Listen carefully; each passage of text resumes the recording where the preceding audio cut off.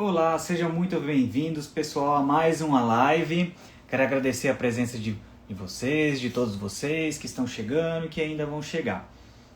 Bom, então no início da live, dá tempo ainda de chamar todos os seus familiares, dá para chamar os teus amigos, chamem eles que hoje a informação vai vir e será muito importante, tá certo? Então, o que será que causa refluxo? O que será que é essa doença? O que isso tem a ver com hérnia? O que isso tem a ver com cirurgia? Então, muitos pacientes têm, mas muitos mesmo, têm dores abdominais diversas por diversos motivos. Um dos mais importantes, um dos que mais recorrem no consultório, é a doença do refluxo, junto com a gastrite e algumas outras doenças. Hoje a gente vai falar um pouquinho mais sobre a doença do refluxo e os motivos que podem levar a isso. E quais são os principais motivos que levam ao refluxo e à dor de estômago? O principal motivo disso é má alimentação. Como várias outras doenças do trato intestinal, o principal motivo é má alimentação e maus hábitos de vida, certo? Principalmente os pacientes que abusam dia após dia de fast food, de condimentos, do café, bebida alcoólica, entre outros mais. E o que a gente precisa fazer para isso melhorar? Geralmente, acabar com esses maus hábitos. Isso quer dizer que você vai ter que parar de comer ou de ingerir tudo aquilo que você gosta? Não. O que tem que ser feito é basicamente dosagem. Tudo demais e tudo em excesso acaba causando algum mal para o estômago. Mas, doutor, eu não consigo ficar sem meu café, eu não consigo ficar sem minha cervejinha ou sem minha pimenta diária. E aí, como é que eu faço? Eu falo para todos os meus pacientes que têm algum tipo de dor de estômago ou até mesmo a doença do refluxo diagnosticada. O tratamento, 50% é dependente daquilo que o paciente faz. Os outros 50% é que vai depender do remédio. O remédio nesse sentido não é o que a gente preconiza de fato. A gente quer iniciar o tratamento e quer retirar esse remédio do tratamento depois. Tanto é que os guidelines iniciais pedem para a gente fazer um tratamento de pelo menos 2 a 3 semanas e depois fazer a tentativa de tirar essa medicação. Bom, vou contar um pouquinho a história de uma paciente que eu atendi. Isso faz mais ou menos 1 ano e meio, mais ou menos, mas marcou bastante a história dessa paciente porque foi muito dramática a história dela, certo? E mais um recado. Nessa história eu mudei o nome da paciente, mudei a idade, isso tudo para preservar a identidade do paciente, tá? Mulher, 45 anos, hipertensa, mas controlada com remédio. O que ela faz da vida? Ela é atendente no supermercado. Na verdade, não só atendente, ela fazia mais outras coisas no supermercado, tá? Um trabalho relativamente estressante, porque lida com o público, não tem muito jeito. Mas como que ela começou a sentir as alterações? Ela tinha alguns dias que ela sentia um pouquinho de queimação, sentia um pouquinho de um gosto, acordava com um gosto amargo na boca, às vezes acordava e tinha um pouquinho de refluxo só, tomava um copo de água, isso melhorava e conseguia transcorrer o dia normalmente. No final do dia, ela se sentia um pouco mais inchada, mas achava que era por conta do trabalho, achava que era por conta de ficar muito tempo em pé, ou até mesmo às vezes ela andava muito tempo dentro do supermercado, fazendo outras funções que não fossem do caixa, que ela era de fato contratada. Isso foi passando, ela sentia isso num mês, passava 2 meses, 3 meses, sentia de novo, só o copinho de água resolvia e ela não procurou ajuda porque achou que isso era habitual, ela poderia ter comido algo diferente e o inchaço na barriga resolvia quando dormia. Então, passou um tempo e ela começou a sentir um pouquinho mais frequente isso aí. Passava de mês em mês para a cada 3 semanas, 2 semanas. Começou a perceber que ela exagerava na alimentação, mas não se importava muito. Ela comia praticamente todo dia, comia fast food, por conta do acelero do trabalho, por conta dos processos que tinha dentro do mercado. Ela acabava preferindo comer coisas rápidas. Cachorro quente, às vezes hambúrguer, às vezes um salgado só na lanchonete. Outras vezes comprava um pacote de bolacha no próprio supermercado e acabava comendo. E nesse sentido ela foi percebendo que a azia, uma queimação foi piorando. Isso foi piorando cada vez mais e toda vez que ela ia dormir, ela sentia queimando, mas queimando muito o estômago dela. Quando isso acontecia, o que ela fazia? Ela tomava água, às vezes melhorava. Essa água, a maioria das vezes melhorava, mas tinha hora que não estava dando conta mais. E aí o que ela fazia? Ela tomava um pouquinho de sal de fruta. O Eno ou o Epocler, seja qual desses no mercado ela adquiria. Passava e transcorria as 2, 3 semanas normalmente e ela não achou que não precisava procurar ajuda. Teve uma vez que ela, logo depois que ela almoçou, ela decidiu nesse dia comer um McDonald's do lado de fora do supermercado na hora do almoço. Passou uns 60, 90 minutos, ela começou a sentir uma dor bem na região do estômago, bem aqui no centro. Sentia que subia um gosto azedo na garganta e voltava. Isso queimava muito, principalmente na hora que descia de novo. Queimava e não passava. Além disso, ela começou a ter um pouquinho de ânsia de vômito, mas não conseguiu entender o porquê. Acabou tomando um Eno, resolveu. A barriga ficou um pouquinho inchada mais do que o normal, acabou tomando um pouquinho de Luftal também por conta e não procurou atendimento. Não procurou atendimento, achou que ia passar, era por conta do abuso alimentar que ela tinha feito no momento. Bom, isso já era um pouquinho o início do sinal de que as coisas não estavam indo bem. Que tudo isso que ela já fazia, ela já estava mostrando para ela que já estava iniciando um quadro de doença. Será que era refluxo, ou era só uma gastrite, algum mal-estar, alguma coisa de diferente. Mas ela largou mão, tinha muito que trabalhar, tinha que cuidar da casa, então ela foi deixando e foi passando. Ela não era uma paciente obesa, viu? Ela era uma paciente de peso mediano, praticamente normal. Fumou no passado, mas não fumava no momento mais, então não tinha muito o que se preocupar. A única coisa que ela fazia era tomava a cerveja dela de vez em quando no final de semana. Mas os hábitos alimentares durante o dia que ela conta eram basicamente isso. Ou salgado, ou bolacha, ou fast food e refrigerante. Café, ela não era muito fã de café, mas tomava de vez em quando de manhã cedo assim, para ver se acordava um pouquinho para poder ir para o trabalho. Bom, continuando a história dela, ela conta que depois mais ou menos uns 3 meses passando assim, indo e voltando todos esses sintomas, ela começou a procurar algum médico para ir atrás. Mas daquele jeito, né? Ela ia procurando e ia deixando. Não encontrava ninguém na lista do convênio, também não ia atrás de ninguém particular, ia passando. Teve um dia que ela e a família foram para casa da sogra. Ia ter um evento lá, uma feijoada, e aí que aconteceu a tragédia. Infelizmente, ela contando dava até dó o jeito que ela contava. Mas ela realmente abusou. Nesse dia, ela conta que comeu uma feijoada praticamente completa, tinha de tudo. Pé de porco, linguiça, cabeça, o rabo do porco. E ainda misturou com farofa, arroz, e ela conta que tinha bastante torresmo e quase 4 litros de cerveja naquele dia. Ela conta que logo depois que comeu, isso demorou uns 40 minutos mais ou menos, segundo ela conta que a barriga começou a estufar, a estufar bastante. E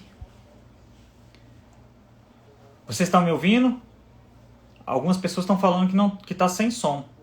Se tiver sem som, dá um sinal aí. Se tiver tudo ok, me avisem para eu continuar aqui. Comenta aqui embaixo para ver se... Ah, ótimo. Quem está com som, então, verifica se está com som aí no teu aparelho, no teu Instagram. Porque o outro pessoal aqui está tudo falando que está com som, viu? Bom, voltando. Essa paciente fez esse abuso todo dessa comida e começou a sentir um inchaço grande na barriga.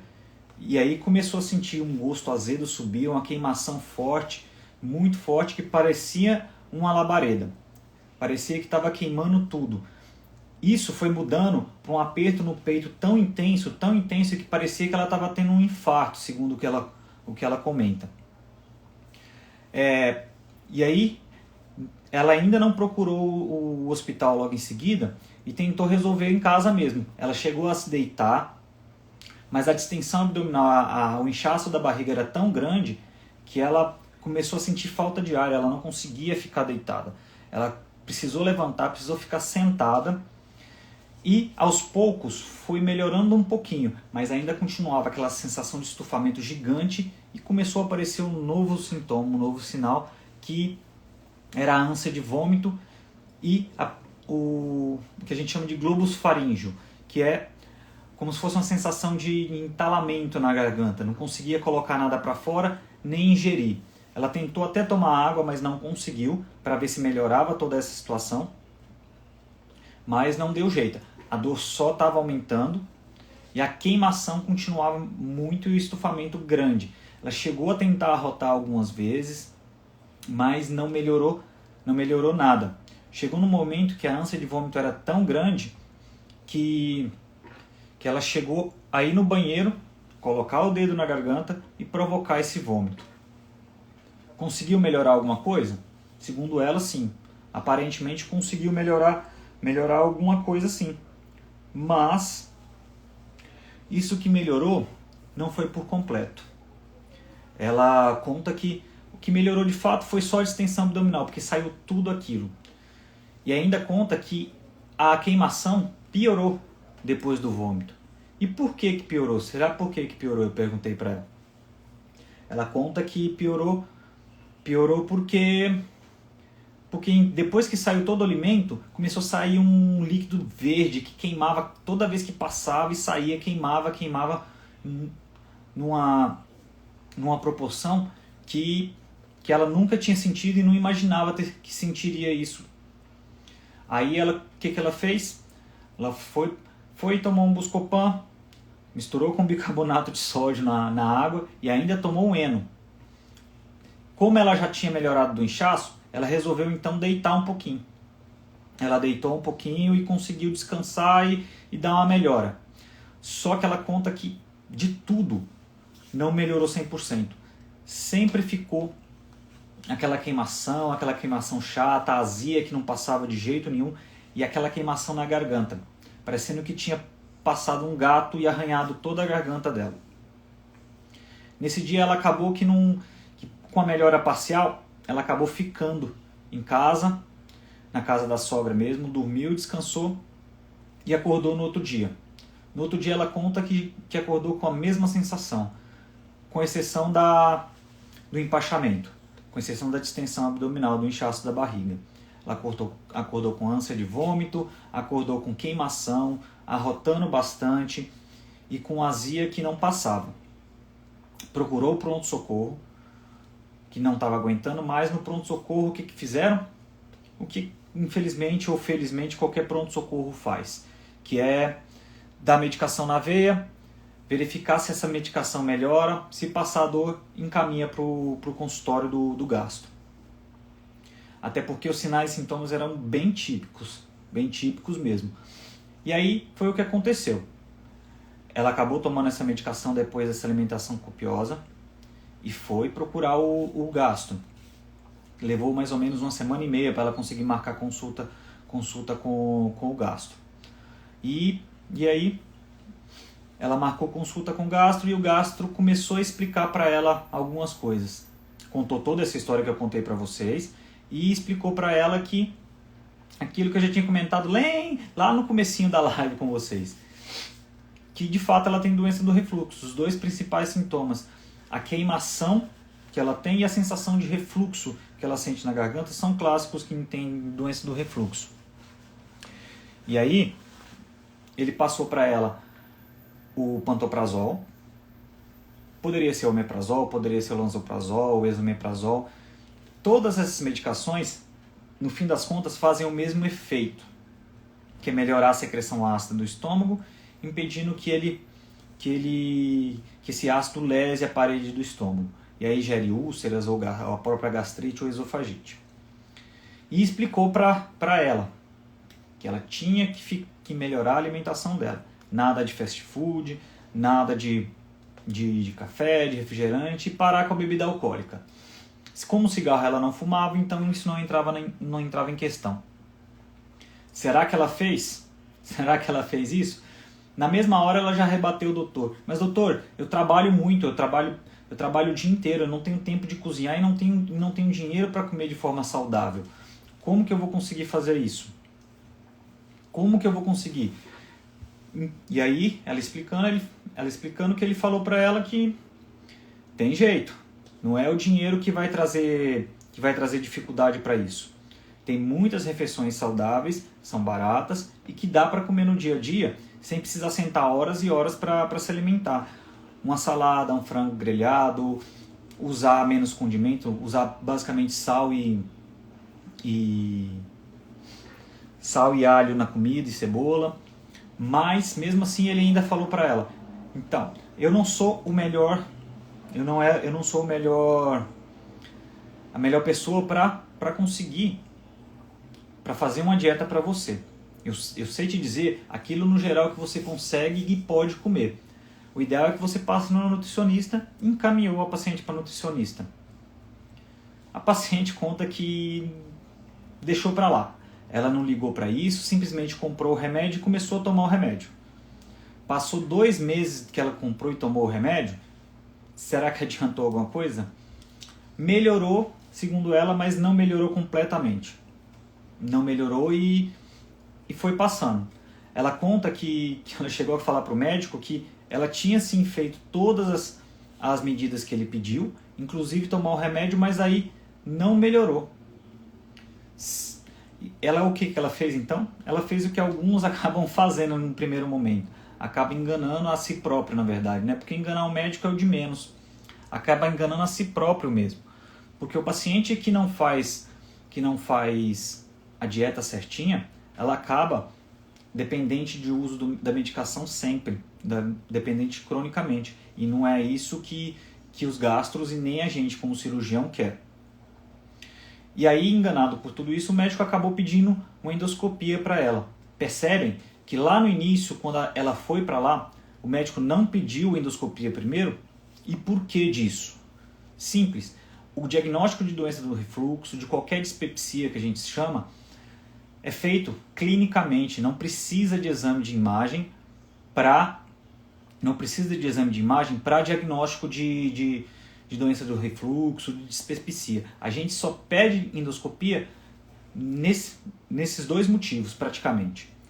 Quando tem falha de tratamento, ou seja, o paciente fez tudo de verdade, tomou o remédio certinho, tomou o remédio todos os dias, pratica atividade física, que ele melhorou a alimentação dele, que ele tem uma capacidade de estresse diminuída, ou seja, o estresse é sim um fator que acaba ajudando e piorando a doença do refluxo e a gastrite. Então é importante que tenha uma vida saudável e um sono saudável. O paciente está com tudo isso certinho, tudo isso zerado, e ainda continua com sintomas, a gente considera como falha de tratamento.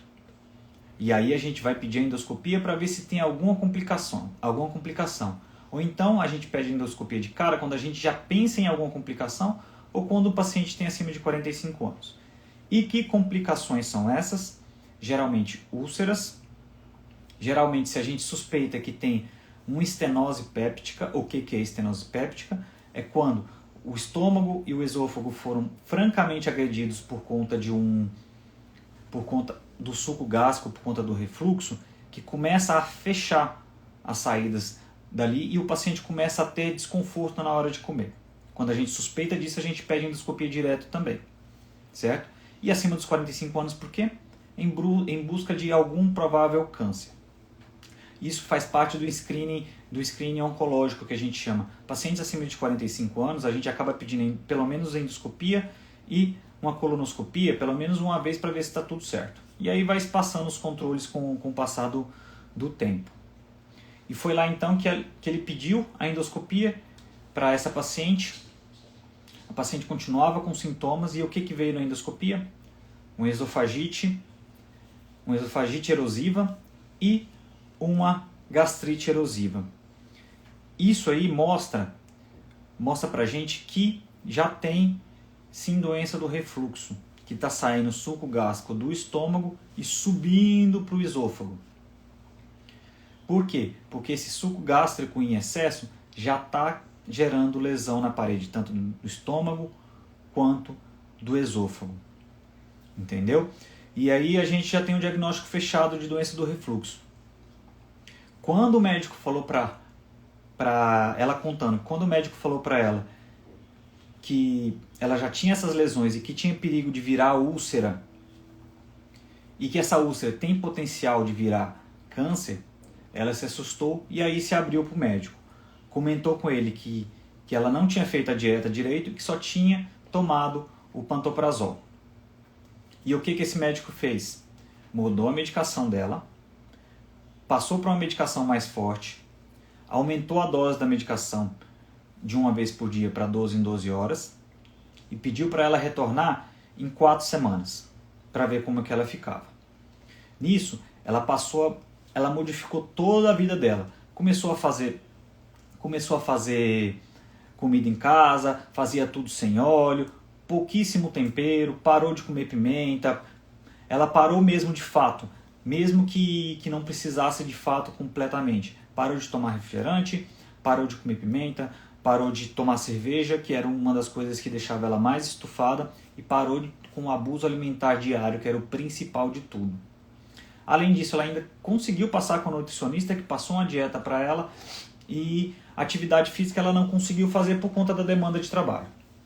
Passadas essas 4 semanas, ela retorna no consultório do gastro. E aí ele começa a questionar tudo que ela tinha feito, conversa com ela e ela conta que os sintomas não melhoraram. Os sintomas não melhoraram de jeito nenhum.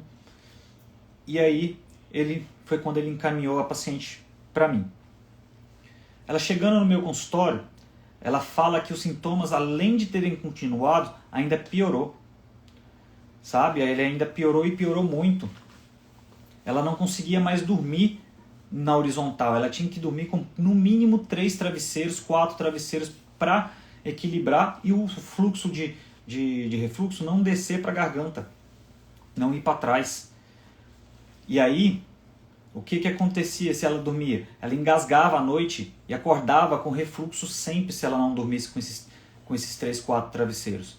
Parecia que ela estava afogando no próprio refluxo. Ela acordava com tudo queimando e com sensação de afogamento, assustada toda a noite. Tinha noite que ela tinha que dormir sentada na poltrona porque não conseguia de jeito nenhum dormir. E isso, infelizmente, foi piorando e piorando muito a qualidade de vida dela. Teve um episódio, coitada, que foi marcante, inclusive, para eu pensar com mais carinho, inclusive, na cirurgia dela. Ela contou que teve um episódio que ela deu aquela famosa pescada quando estava montando as latinhas de milho num dos setores do supermercado. Quando ela deu essa pescada, ela balançou e caiu em cima das latinhas de milho, espalhando a latinha de milho para todo lado no supermercado. Imagina a vergonha que ela estava disso. Ou seja, uma doença do refluxo grave, ela traz transtornos não só para o paciente em si, mas sim para a qualidade de vida dele como um todo. Ela não conseguia nem trabalhar direito por tanto sintoma que ela tinha. Ela não conseguia nem dormir. Passava dias que ela não conseguia nem comer. Ela pensava praticamente em comer, já sentia o refluxo. Sentia o cheiro de comida, já tinha refluxo. E nisso ela foi perdendo peso junto com tudo isso. Ou seja, a qualidade de vida piorou, não tinha sono adequado e não comia direito. Isso tudo, além do que ela já sentia, todos esses 3 fatores novos piorava ainda mais a situação, porque isso favorece a progressão da doença. E aí ela contando tudo isso para mim, é o clássico para gente poder indicar a cirurgia da doença do refluxo. É um paciente que é refratário à medicação, é refratário às medidas de mudança de hábito de vida. Ela fez tudo certinho e mesmo assim continuava sentindo sintoma e ainda piorou. Ela era forte candidata à cirurgia. Só que antes da cirurgia, como pré-operatório, a gente ainda pede alguns exames. Dois deles são a pH-metria e a manometria esofágica. Para que esses exames servem? Esses exames servem para ver se a transição entre o esôfago e o estômago está bem. Por quê? Quando o alimento entra pelo esôfago, ele desce e passa para o estômago. Na hora que ele chega no estômago, o esôfago fecha. O esôfago fecha para que esse conteúdo não volte. A manometria mede o quanto esse finalzinho do esôfago consegue fechar para impedir que esse líquido volte e gere todo esse refluxo ou transtorno que ela estava sentindo. No exame mostrou que isso estava alterado. Mostrou que essa transição entre o esôfago e o estômago não fechava direito. E por isso que voltava o conteúdo. Outra coisa que a gente pediu, então, foi a pH-metria. O que a pH-metria basicamente faz? Ela mede o quão ácido está a secreção dentro do estômago e dentro do esôfago. Esse exame é meio chatinho, porque o paciente tem que ficar, em média, 24 horas com uma sondinha que vai do nariz até lá embaixo para medir a frequência que esse líquido azedo volta, que esse refluxo acontece, quantas vezes isso acontece no dia e o quão ácido é esse líquido. Certo?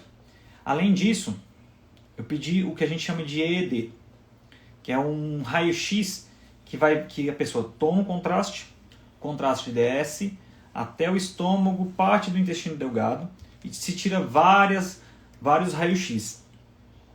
Isso é um dos métodos para a gente ver se o paciente também tem hérnia de hiato, não é só pela endoscopia. Às vezes a endoscopia pode até passar um pouquinho desapercebido.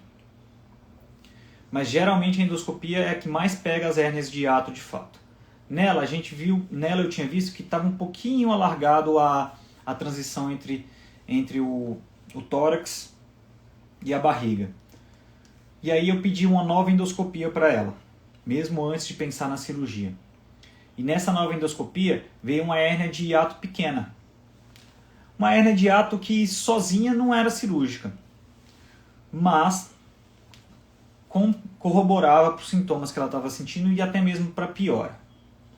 Então o que a gente fez? A gente passou e pensamos então em fazer a cirurgia. Ela estava sofrendo tanto, aceitou a cirurgia, mas perguntou como que é feita essa cirurgia. Antigamente se abria um corte daqui de cima do peito até mais ou menos em cima do umbigo para conseguir operar o paciente. Hoje em dia a gente faz isso por videolaparoscopia, com os furinhos na barriga. Geralmente 4 furos na barriga a gente faz, 4 a 5 é suficiente para operar a hérnia de hiato. A gente levanta o fígado para ver como que está essa região e aí a gente começa a fazer a cirurgia da hérnia de hiato. Como que é essa cirurgia? Entre o estômago e o tórax e o peito, a gente tem o diafragma, que ele levanta, desce e levanta para a gente expandir o pulmão e a caixa torácica. E é esse diafragma que separa a parte da barriga para baixo e a parte do peito para cima. O esôfago, ele é um órgão que começa aqui em cima na garganta, desce, passa pelo peito inteiro e chega lá na barriga. Ele passa do tórax para a barriga por um buraco que tem nesse diafragma. Geralmente esse buraco é pequenininho, é o suficiente para ele passar, para o esôfago passar. E o que então é a hernia de hiato? É quando esse buraco está mais alargado. Quando esse buraco está mais alargado, isso aí a gente chama de hérnia. E quando que essa hérnia traz sintoma? Geralmente, quando esse buraco é grande o suficiente que até o estômago sai de dentro da barriga e passa para dentro do peito. Isso aí começa a gerar sintoma de refluxo, às vezes um pouquinho de engasgo, às vezes o que a gente chama de síndrome disfágica, que é dificuldade para engolir, que não desce direito, e aí pode gerar também o retorno do suco gástrico, gerando o refluxo que a paciente sente. Tá? E aí, como que se resolve isso? A gente puxa tudo que tiver do abdômen, que tiver dentro do tórax, a gente puxa tudo para baixo, fecha esse buraco que está alargado. Isso aí a gente corrigiu a hérnia. E para resolver o problema do esôfago, lembra que eu falei que o esôfago da paciente não fechava? Não fechava direito? A gente pega o estômago, envolve por trás da parte distal do esôfago, da parte final do esôfago. Vou mostrar uma imagem para vocês. Vamos ver se aparece aqui. Deixa eu pegar a imagem e vou mostrar para vocês, que vocês vão entender um pouquinho como a gente faz isso. Tá vendo essas duas imagens aí? Olha como é que a gente pega. A gente pega o estômago, gira em volta do esôfago para fazer o que a gente chama de válvula. Essa válvula vai agir como se fosse o esfíncter do paciente, como se fosse essa transição do esôfago que tinha que estar bem fechada. Tá vendo? É assim que a gente faz a cirurgia do refluxo. Mas então, só pacientes com refluxo é que fazem com hernia de hiato é que passam por essa cirurgia? Não. Aquilo que eu tinha comentado com vocês. Pacientes que têm refluxo e que não melhoram com tratamento clínico também são candidatos a essa cirurgia. Porque geralmente ela tem uma disfunção dessa transição do esôfago para o estômago. Geralmente é isso que acontece, e aí para melhorar a gente pensa na cirurgia anti-refluxo, que é essa cirurgia que a gente chama. Aí expliquei tudo isso para a paciente, e a paciente, claro, ficou com medo. Mas doutor, isso não pode dar complicação? Claro que pode. Toda doença, toda cirurgia tem complicação. Mas o risco que a senhora tem com esse refluxo todo, sem melhora, de isso poder virar uma úlcera e trazer um câncer para a senhora, é muito grande. Mesmo assim, a senhora vai passar a vida inteira com esse refluxo descontrolado, vai ficar sentindo dor, não vai conseguir dormir, não vai ter melhora da qualidade de vida? Então, aí ela pensou bem, concordou comigo que ela queria melhorar e topou a cirurgia. A cirurgia durou por volta de 1h30, mais ou menos. Foi uma cirurgia nem rápida, nem demorada. Foi uma cirurgia dentro do limite. Ocorreu tudo bem com a cirurgia, ela ficou bem. No primeiro dia depois da cirurgia, a gente já liberou dieta líquida para ela. O que seria essa dieta líquida? Geralmente água, chá, gelatina, aquela sopa ralinha, sopa nada, um caldo ralinho mesmo, coado, para ela começar a deglutir. E aí a gente liberou e voltamos no dia seguinte. Voltamos no dia seguinte e perguntei para ela como que ela estava se sentindo. Ela falou que estava se sentindo razoavelmente bem, dor na barriga, nas incisões, nos furinhos. Ela não tinha dor mais. Ela tinha aquele desconforto geral, mas dor mesmo ela não tinha. O que estava acontecendo de vez em quando é dela engasgar um pouquinho com o líquido. E por que isso acontece? Justamente por conta da válvula que eu comentei com vocês que a gente faz. Quando a gente envolve o estômago no esôfago, a gente faz com que o esôfago feche de forma mecânica, né, obrigatória.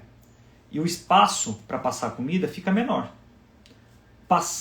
O espaço ficando menor, se comer ou tomar muito rápido, vai acontecer de entalar. E aí o que eu aconselhei para ela?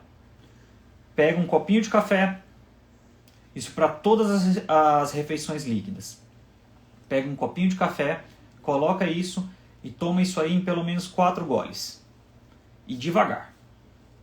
E amanhã você me conta como que você ficou. Se você ficou enjoada, se você teve mal-estar, a gente vê o que a gente faz pela senhora, tá bom? Mas eu tenho certeza que com essas explicações a senhora vai acabar conseguindo comer melhor. Isso mesmo, dieta líquida é comida. Não é modo de dizer não. Tudo que a gente ingere é comida. Então, é isso aí, tá? No dia seguinte, voltei lá. Isso aí a gente já está falando no terceiro dia de pós-operatório. Primeiro, já liberei dieta líquida. O segundo eu mantive, porque ela reclamou que estava engasgando. E no terceiro eu cheguei lá, ela falou que melhorou. Não sentiu mais nada do que em relação ao engasgo. Estava tranquila. Falei com ela, então vamos passar para a parte boa? A parte pré-alta? Vamos comer uma comida pastosa para ver como que fica? Aquela papinha? Eu sei que não é o mais ideal e não é o melhor. Mas é a comida que a senhora vai ter aí pelos próximos 30 dias, né? Ela ficou meio receosa, com medo de engasgar. E aí eu falei com ela o seguinte. Sabe aquela colherzinha de sobremesa, colherzinha de criança? Você pega a papinha com aquela colherzinha e é uma daquela por vez até a senhora conseguir comer tudo. Mas vai ter que ser devagar. Não pode ser rápido. A senhora já aprendeu como comer devagar com líquido.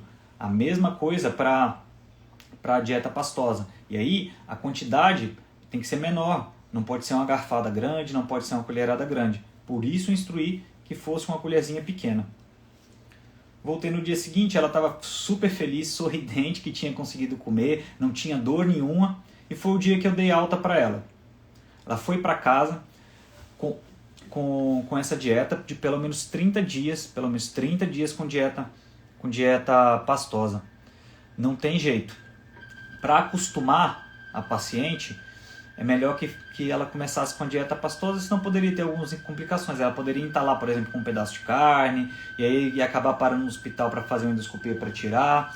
O risco de romper por conta de entalamento é ruim. Não acontece, mas o fato de ficar entalado é muito ruim. Então a gente, pelo menos os primeiros 30 dias, a gente pede para ficar com dieta pastosa. Ela voltou 1 mês e meio depois, comigo, já depois de ter terminado a fase de dieta pastosa, e me contando que tinha melhorado quase que 100% a qualidade de vida dela. Ela voltou a dormir, voltou a conseguir dormir com um travesseiro, coisa que ela não conseguia há muito tempo, não sentia mais a ânsia de vômito, não teve mais queimação, não teve mais nenhum sintoma daquilo que ela tinha. Ela fala que às vezes, quando ela come um pouquinho mais rápido, ela acaba engasgando. Mas que tinha melhorado completamente a qualidade de vida dela. Então eu falei com ela que o mais importante agora era o quê? Manter. Por quê? Se piorar a dieta de novo, voltar a comer um monte de besteira todo dia, ia voltar a ter os sintomas de doença do refluxo. Não tem jeito. Acaba tendo mesmo depois da cirurgia. A gente tem um índice de recidiva dessas cirurgias. O que sejam recidivas? De retorno dos sintomas mesmo depois da cirurgia. Por que isso acontece? Porque os pacientes não seguem a dieta direito. Acabam voltando aos hábitos ruins que tinham antes. E aí não tem muita saída, porque não tem... A cirurgia tem como ser refeita? Tem como ser refeita. Mas se o paciente não adquiriu uma consciência de que a dieta é importante, operar de novo vai adiantar? Não vai. Operar de novo não vai adiantar, porque esse paciente não vai ter melhora significativa. Ele vai continuar tendo porque não adequa a tua alimentação. Muitas pessoas falam que não conseguem viver sem um cafezinho, sem o refrigerante, sem a massa, sem o molho de tomate, etc. Para esses pacientes a gente fala, consegue. Porque muitas pessoas, muitas mesmo, acabam mudando o estilo de vida e acabam nem lembrando que precisam desse subterfúgio para poder continuar. Então, dá sim, dá. Todo mundo consegue sim mudar a alimentação, praticar atividade física, a vida pode ser corrida o que for, mas basta a gente querer mudar que a gente muda, tá certo? E aí, mas essa paciente foi clássica, ela conseguiu mudar tudo, eu acompanho ela até hoje e sempre que ela vem no consultório, eu pergunto tudo que ela faz e ela tem feito certinho. E detalhe, ela não deixa de comer aquilo que ela gosta.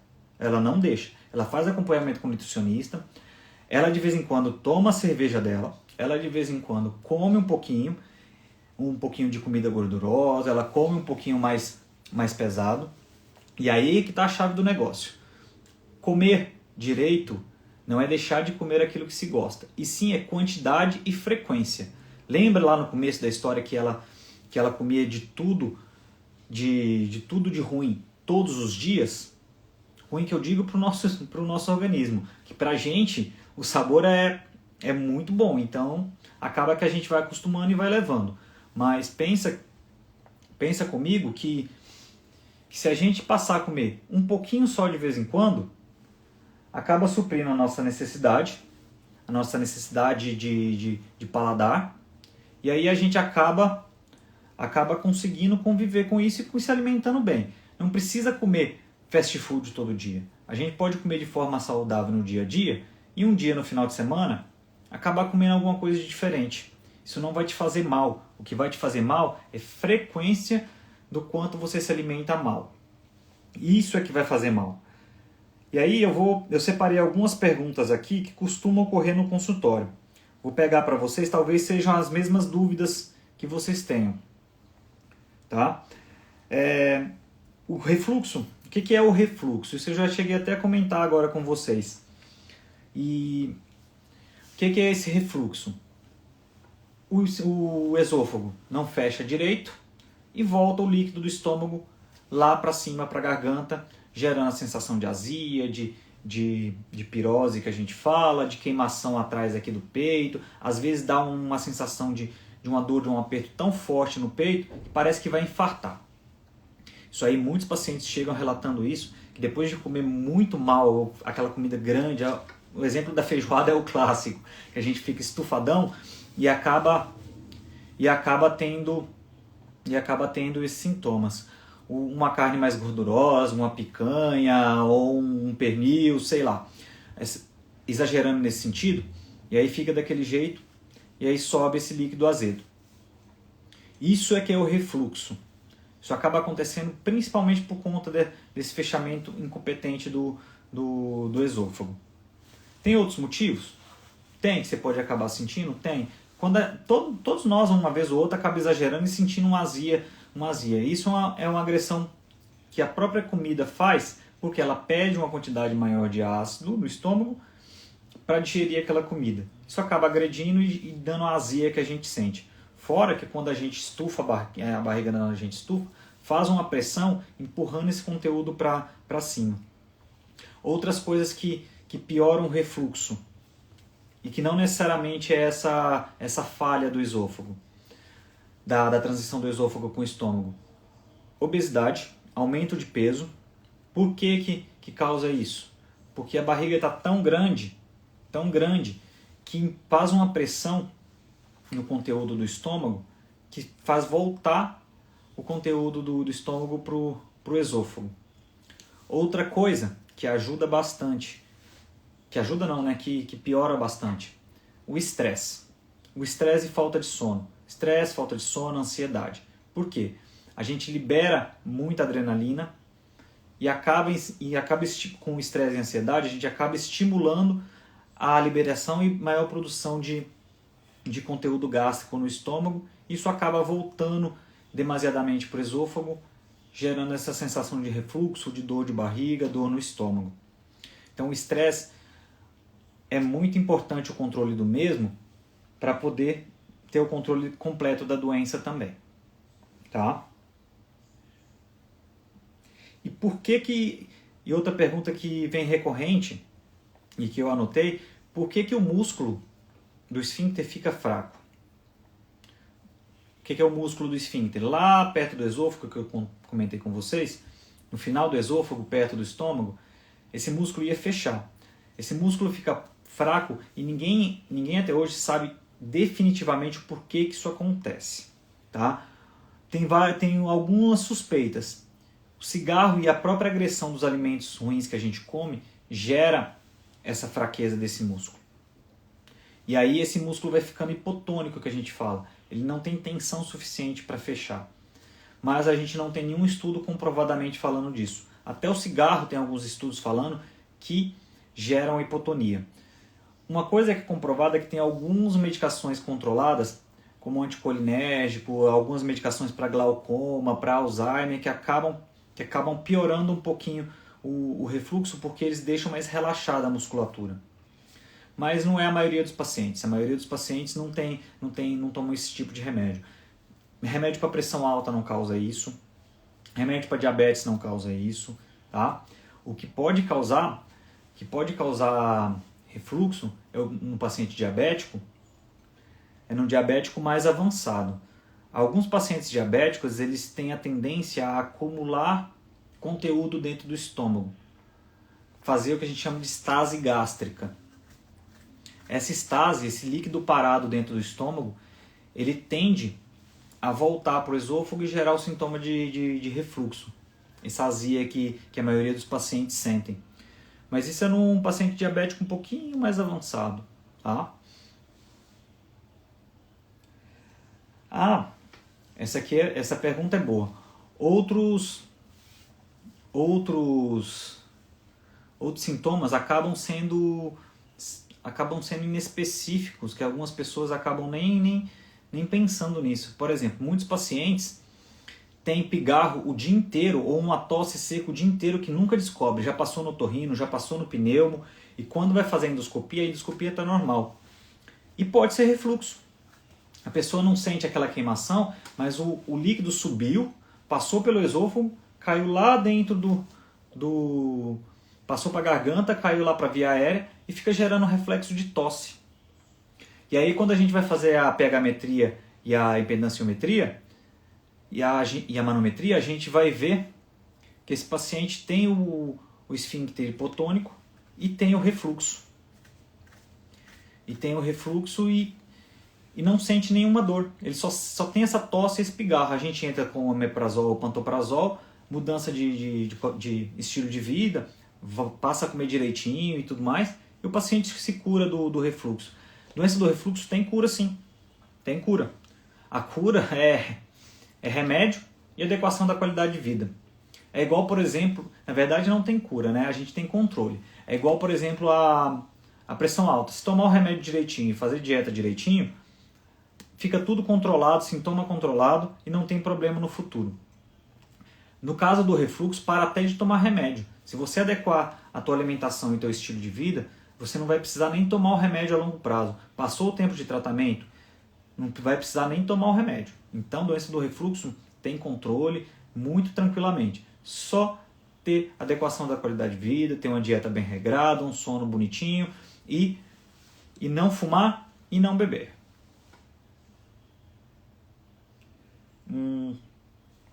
Tá. Outra pergunta aqui que veio é: a gente faz endoscopia para todo paciente que tem sintoma? Lá em cima eu comentei com vocês que não, né? A gente acaba fazendo endoscopia só para quem tem falha de tratamento ou para quem a gente suspeita que tem alguma complicação ou aquele paciente que já está na idade da gente fazer a procura oncológica, que a gente chama, o screening oncológico. O que são essas complicações que a gente já imagina que possa ter e que faz a gente pedir a endoscopia de cara? Se a gente suspeita que o paciente tem sintoma tão forte que ele já deve ter uma úlcera ou uma gastrite erosiva, a gente já pede. Se a gente já suspeita que ele possa ter uma esofagite, a gente já pede a endoscopia de cara. Se a gente não suspeita disso, a gente não pede. Se o paciente tem acima de 45 anos, a gente vai pedir a endoscopia por conta da idade, que é uma idade chave para a gente descobrir os tumores gastrointestinais, principalmente do estômago, e na colonoscopia o de intestino grosso. Tá certo? O uso do prazol é para a vida inteira? Não tem que ser para a vida inteira. O uso de omeprazol, lansoprazol, esomeprazol, não. A gente não quer que o paciente faça ele para a vida inteira. Alguns pacientes acabam fazendo porque não tem adequação da vida alimentar, ou aqueles que são refratários ao tratamento não quer cirurgia também. Aí ele acaba usando a medicação porque melhora o sintoma, mas não consegue corrigir o problema. E tem alguns problemas para frente. O uso crônico de qualquer medicação traz problemas futuros. Tá? Deixa eu ver mais aqui o que tem.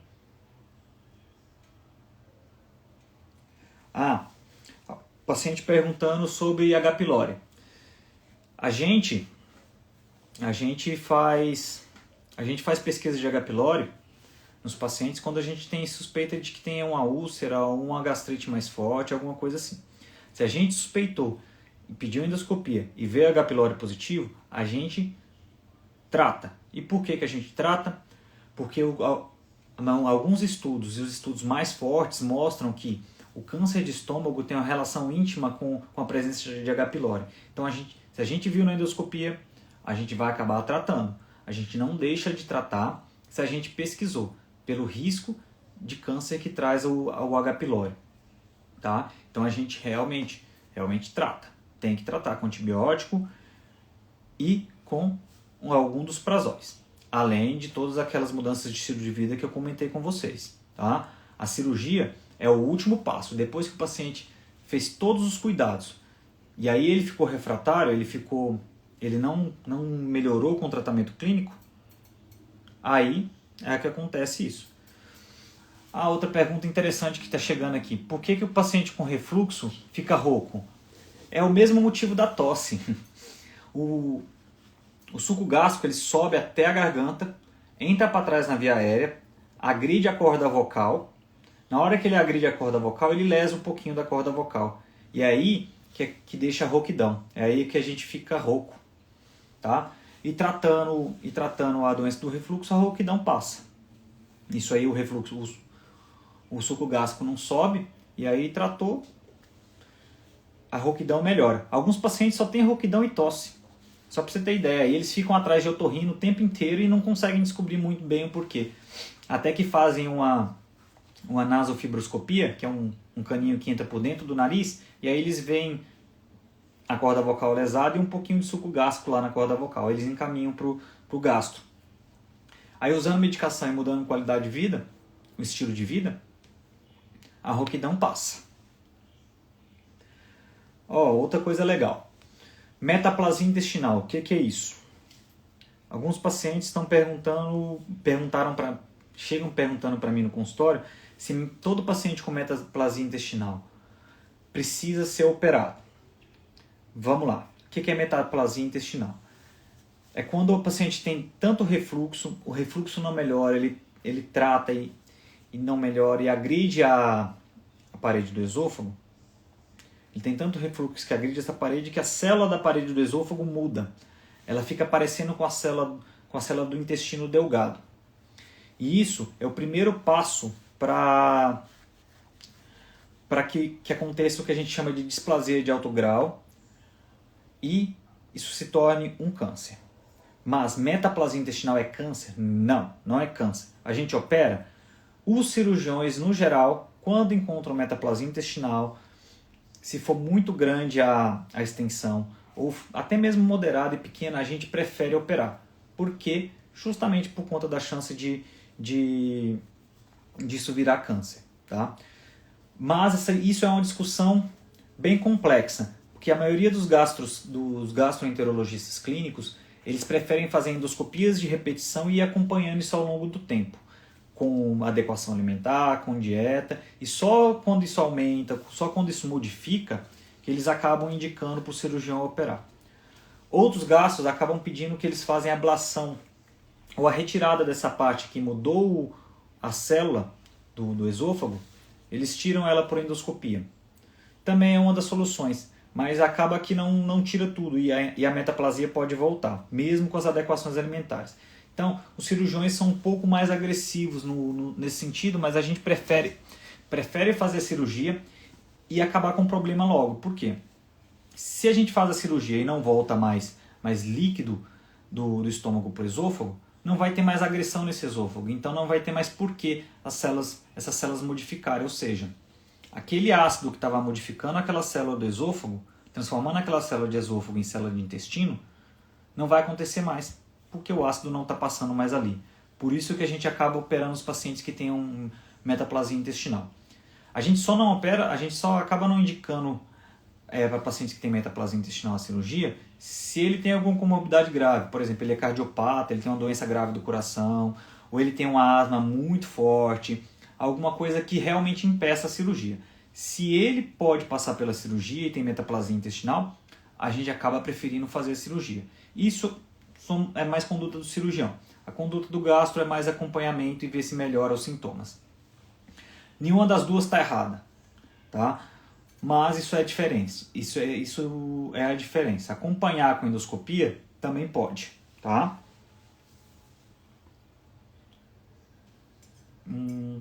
E a outra pergunta que está aqui, estilo de vida tem que mudar? Tem. Sempre tem que mudar. Não tem muito jeito. Se não mudar estilo de vida, pode operar o quanto for. Não vai melhorar. Deixa eu ver que está vindo um monte de pergunta aqui agora.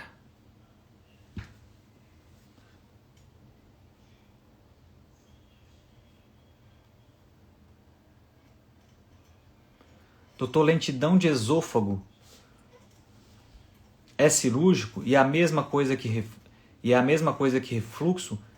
Lentidão, eu nunca ouvi falar em lentidão do esôfago. O que eu já presenciei é que o esôfago ele contrai e demora um pouquinho mais para o alimento descer. Nem sempre isso é cirúrgico. Isso pode ser tratado com medicação também, tá?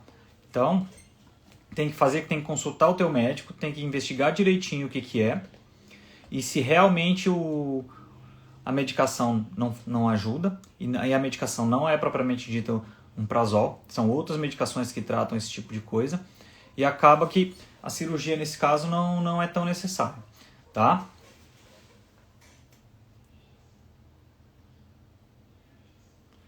Criança sofre de refluxo também. Me perguntaram aqui se criança também pode sofrer de refluxo. Pode, mas aí o tratamento é diferente, o refluxo tem outras causas. No adulto, é basicamente o que eu já contei para vocês. Má alimentação, a transição do esôfago com o estômago não fecha direito, obesidade, cigarro, tá? Isso tudo é o que acaba causando a doença do refluxo.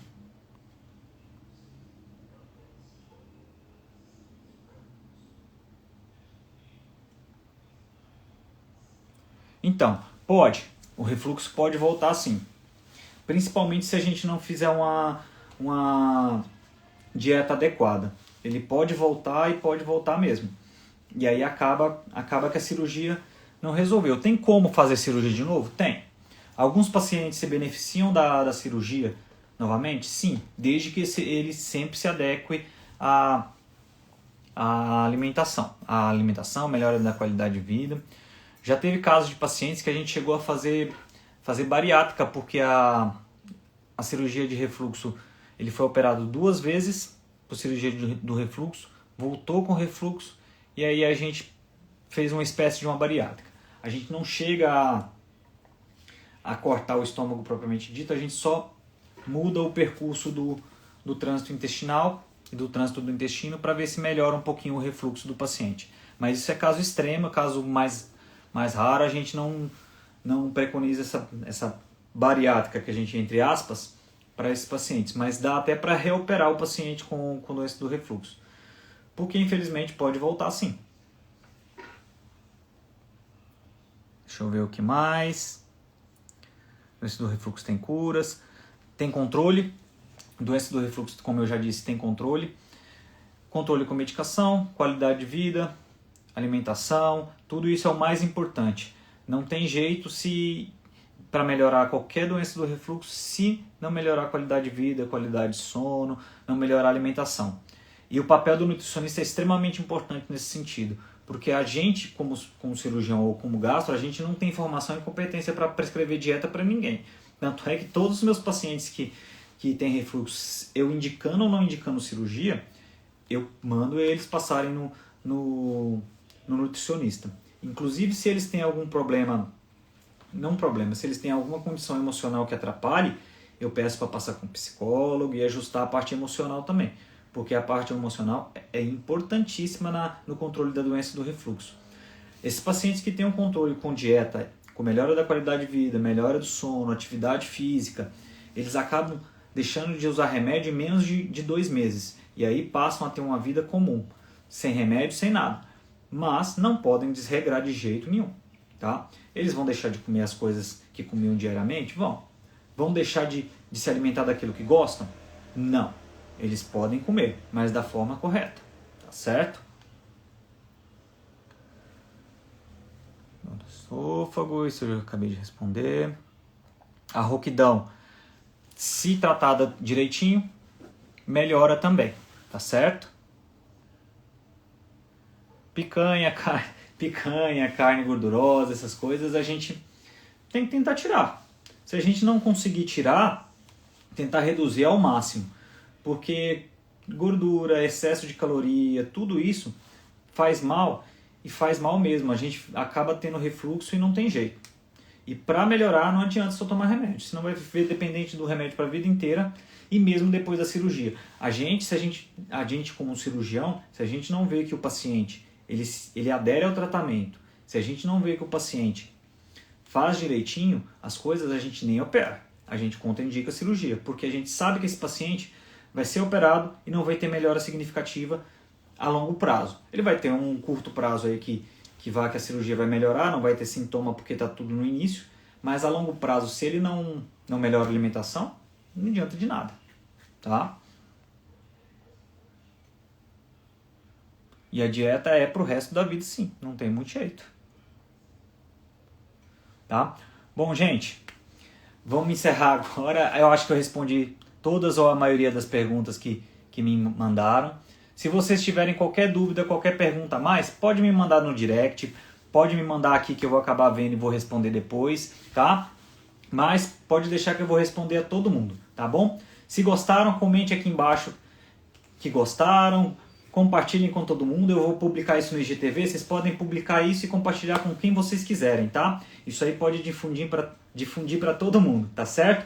Continuem me acompanhando, continuem me seguindo, que eu vou fazer de tudo para sanar as dúvidas de vocês. Podem me perguntar a hora que for que eu vou responder direitinho, tá certo? Compartilhem com todo mundo aí, chamem mais gente para me seguir, que toda semana vai ter uma live nova, tá? Semana que vem vai ter um tema bastante legal. Eu vou chamar um colega, um amigo, um cirurgião também, um cirurgião plástico. Então vão pensando aí o que cirurgião plástico tem a ver com gastrocirurgia e com cirurgia geral, tá?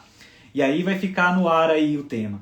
Daqui uns dias eu posto aí o tema e mostro para vocês o que será, tá certo? Sigam aí, gente, até lá. Muito obrigado pela presença de todos e no IGTV aí vai estar salvo para vocês. Continuem me perguntando que ao longo da semana aí eu vou respondendo a todos vocês. Obrigado, gente. Tchau, tchau.